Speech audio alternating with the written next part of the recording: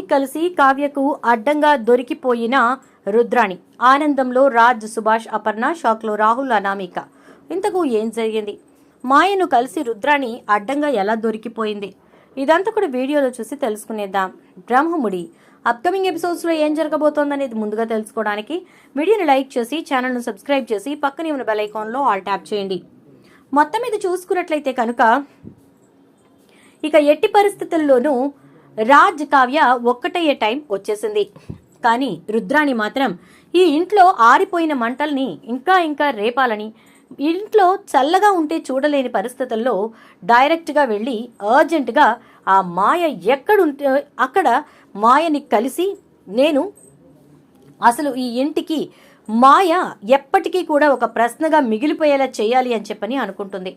అలా అనుకున్నటువంటి రుద్రాణి ఇక గబగబా మాయ దగ్గరికి వెళ్ళడం కోసం మాయకి కాల్ చేస్తుంది.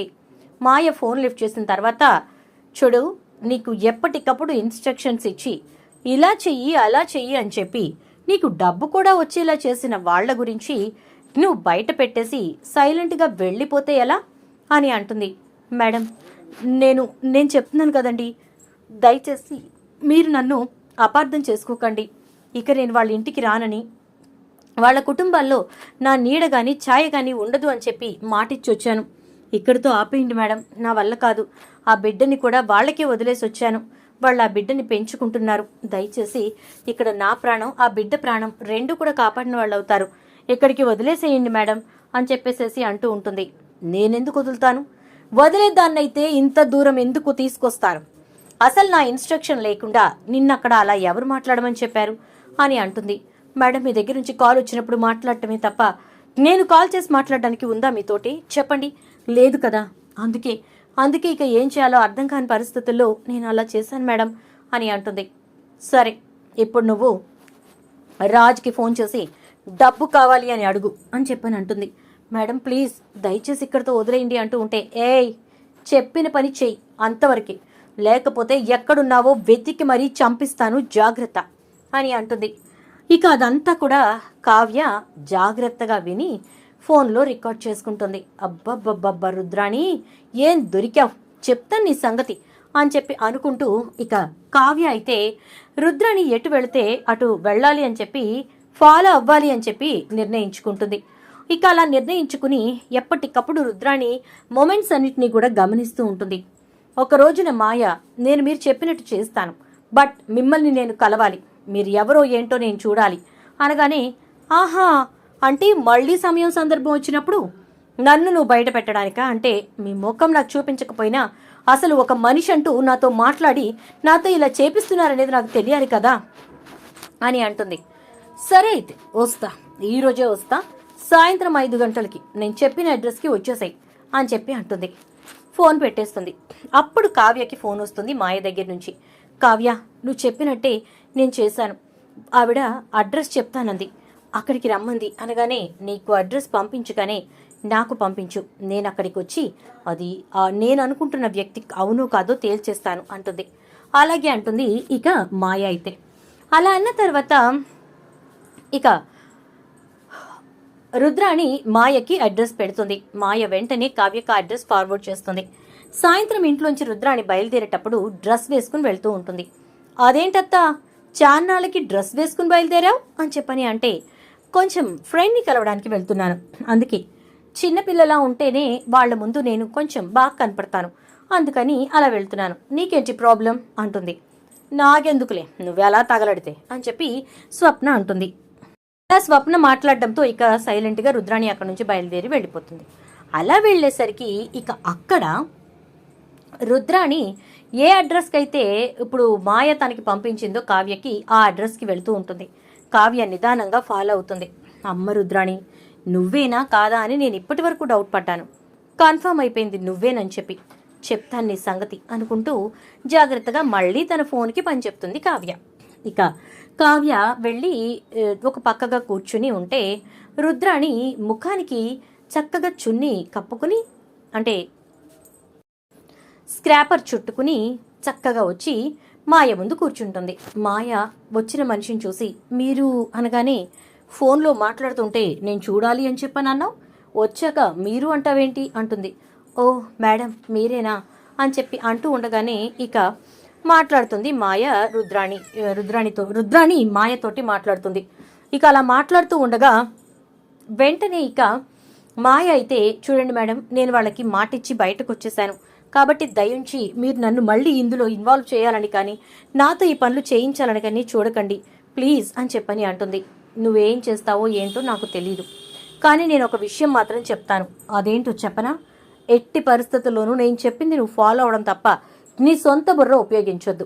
అర్జెంటుగా ఆ ఇంటికి వెళ్ళి నాకు న్యాయం చేయండి, ఎందుకంటే సుభాష్ సార్ వల్ల నా జీవితం నాశనమైంది కదా అని చెప్పి అడుగు. మళ్ళీ ఆ ఇంట్లో అల్లుకల్లోలం సృష్టించేలా నేను చూసుకుంటాను అని చెప్పని అంటుంది. మేడం అది చాలా తప్పు, ఇంత తప్పు చేశాను, నన్ను క్షమించండి అంటేనే అపర్ణ మేడం కనీసం నా మొక్కం చూడలేదు, అలాంటిది ఇప్పుడు వెళ్ళి న్యాయం చేయండి అంటే ఇక నన్ను బ్రతకనివ్వరు అనగానే, వెళ్ళకపోతే నేను బ్రతకనివ్వను కదా అని చెప్పి అంటుంది. ఇక మాయ కావ్య మెసేజ్ చేయడంతో జాగ్రత్తగా చూసి ఓకే చెప్పు అని చెప్పి చెప్పేసరికి, సరే మేడం అలాగే వెళ్తాను అని చెప్పని అంటుంది. ఇక అలా అన్న తర్వాత రుద్రాణి అక్కడి నుంచి వెళ్ళిపోతుంది. కావ్య వచ్చి మాయతోటి, చూడు మాయ, నువ్వేం కంగారు పడాల్సిన పని లేదు, మొత్తం వీడియో తీసి పెట్టాను, రేపే వచ్చేసే ఇంటికి, మొత్తం బండారం బయట పెట్టేద్దాం అంటుంది. సరే కావ్య అని చెప్పి తర్వాత రోజు ఉదయాన్నే మాయ ఇంటికి వస్తుంది. ఇక అపర్ణకి ఒళ్ళంతా తేళ్లు జిర్లు పాకినట్టుంటుంది. మేడం నాకు న్యాయం చేయండి, దయచేసి నా జీవితానికి ఒక దారి చూపించండి అని చెప్పి అంటూ ఉండేసరికి, ఎవరు చేయాలి న్యాయం, ఏం చేయాలి న్యాయం అంటూ కావ్య వస్తుంది. ఆగు కావ్య, ఎందుకంత కంగారు పడతావు, అసలు తను ఏం చెప్పాలనుకుంటుందో చెప్పనివ్వాలి కదా అనగానే, తనేం చెప్పాలనుకుంటుందో తన వెనుక ఉన్నవాళ్ళు ఆల్రెడీ తనకు చెప్పారులేండి, అదే చెప్తుంది, మీరెందుకు ఓ తెగ ఆవేశపడి ముందుకొచ్చేస్తున్నారు అంటుంది కావ్య. అంటే అది కాదు, అంటే అసలు తన ఆలోచన ఏంటో తెలియదు కదా అని అంటూ ఉండేసరికి, తన ఆలోచన ఏంటో తెలియదు కానీ మీ ఆలోచన అయితే చెప్పనా? అర్జెంటుగా ఇప్పుడు మాయ ఇక్కడ అందరి దృష్టిలోనూ చెడైపోవాలి, దాంతోపాటు ఈ ఇంట్లో మళ్ళీ గొడవలు మొదలవ్వాలి, అపర్ణ అత్తయ్య ఇప్పుడు అర్జెంటుగా గుండె నొప్పి తెచ్చేసుకోవాలి, ఇంట్లో వాళ్ళంతా టెన్షన్ పడిపోవాలి, సఫర్ అయిపోవాలి, ఇదే కదా మీ వర్షన్ అని అంటే, ఇదేంటి నా మైండ్ చదివినట్టుగా చెప్తోంది ఇది అనగానే, ఓ ఈ మాటలన్నిటికీ అందరికీ సాక్ష్యాలు కావాలా, 1 minute ప్లీజ్ అని చెప్పి ఇక కావ్య తన ఫోన్ బయటికి తీసి, కవి గారు ఇది తీసుకోండి అని చెప్పని అంటుంది. ఇక కళ్యాణ్ ఆ ఫోన్ తీసుకుని వీడియోస్ చూసి, అబ్బా వదిన సూపర్, మీరు అసలు నిజంగా సూపర్ అనగానే, మరి మన ప్లాన్ చేస్తే అలా ఉంటుంది అని చెప్పని అంటుంది. ఏమైందిరా వదిన మరుదులిద్దరూ ఒకరినొకరు పొగిడేసుకుంటున్నారు అంటాడు ప్రకాశం. నువ్వు కూడా చూద్దుగా నాగునానా, దుగ్గిరాల ఇంట్లో రుద్రాణి ఆట అని చెప్పి ఇక వెంటనే వీడియో ప్లే చేస్తాడు. అందరూ అది చూసి షాక్ అవుతారు. ఒక రకంగా రుద్రాణికైతే డబుల్ షాక్, ఇది ఎప్పుడు నన్ను ఫాలో అయ్యింది, ఎప్పుడు ఇదంతా చూసింది అనుకుంటూ ఉంటే, మీరు ప్లాన్ చేశానని మీరనుకున్నారు, మాయ మీరు చెప్తే వచ్చిందని మీరనుకున్నారు, బట్ ప్లాన్ చేసింది నేను, నా ప్లాన్లో ఇరుక్కుంది మీరు అని చెప్పేసేసి ఇక కావ్య అంటుంది. ఆ మాటలతో ఒక్కసారిగా షాక్ అయిపోతుంది ఇక రుద్రాణి. అపర్ణ అయితే, ఏంటి రుద్రాణి ఇదంతా, నువ్వు మనిషివి కాదా, నీకు అసలు సిగ్గులేదా, జన్మంటూ నీది మనిషి జన్మేనా, అసలు నీలాంటి దాన్ని ఇంట్లో ఉంచి పెంచి పోషిస్తున్నందుకు నా మొగుణ్ణి ఇంకా నా అత్తగారిని అనాలి, నీలాంటి దాన్ని ఇంకా ఈ ఇల్లు భరిస్తున్నందుకు మా ఓపిక్కి దేవుడు దండం పెడతాడనమాట అని చెప్పానంటే, ఇక ఇందిరాదేవి, అసలు ఎందుకు అపర్ణ అంతలా స్పేర్ చేస్తున్నావంటే, ఒక ఆడపడుచు అనే కిరీటం పెట్టారు కదా అత్తయ్య, ఆ కిరీటాన్ని దీని నెత్తి మీద నుంచి దింపలేకపోతున్నాం, అందుకే దీని ఆటలు ఎలా సాగిపోతున్నాయి, పోయిన దరిద్రాన్ని పోనివ్వకుండా పని కట్టుకుని మళ్ళీ తీసుకొచ్చింది, అసలు ఆ దరిద్రాన్ని తీసుకొచ్చింది ఈ దరిద్రబ్ది అనే విషయం ఇప్పుడు తెలిసింది కదా, అందుకే అసలు ముందు దీని ఇంట్లోంచి తరిమేస్తే ఏ గోళ లేకుండా పోతుంది అని అపర్ణ అనేసరికి, పోనీలే నీ కోపం కట్టలు తెంచుకుందని అర్థమవుతోంది, ఎప్పుడూ లేంది ఎంతో గౌరవంగా మాట్లాడే అపర్ణ నోట్లోంచి కోపంతో ఉన్నటువంటి పరుష పదజాలం కూడా వచ్చేస్తోంది, కాబట్టి రుద్రాణి నీ అంతటి నువ్వు సర్దుకుని వెళ్ళు, అమ్మా మాయ అయిపోయింది కదా, నీకు ఏదో ఒక సాయం చేయమని రాజుకి చెప్తాను అంటే, నాకేం వద్దండి, నా ప్రాణాలు దక్కితే చాలు, అది కూడా ఎందుకంటే నా తల్లిదండ్రులు ముసలివాళ్ళు, వాళ్ళని చూసుకోవాలి అని చెప్పి చెప్తుంది.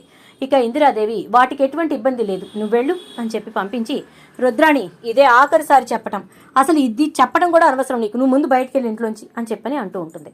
మరి రుద్రాణి బయటికి వెళ్ళిపోతుందా, అపర్ణ రుద్రాణిని బయటికి పంపిస్తుందా, మరి రాజ్ అనుకున్నట్టుగానే మొత్తానికి కావ్య అన్ని విధాలుగా అన్ని ప్రాబ్లమ్స్ ని సాల్వ్ చేసేసింది కాబట్టి మరి రాజ్ కావ్య ఒక్కటవుతారా? రాబోయే ఎపిసోడ్స్ లో చూద్దాం. వీడియో నచ్చితే లైక్ చేసి వీడియో షేర్ చేసేయండి. అలాగే ఛానల్ ని సబ్స్క్రైబ్ చేసుకుని పక్కనే బెల్ ఐకాన్ లో ఆల్ ట్యాప్ చేయండి.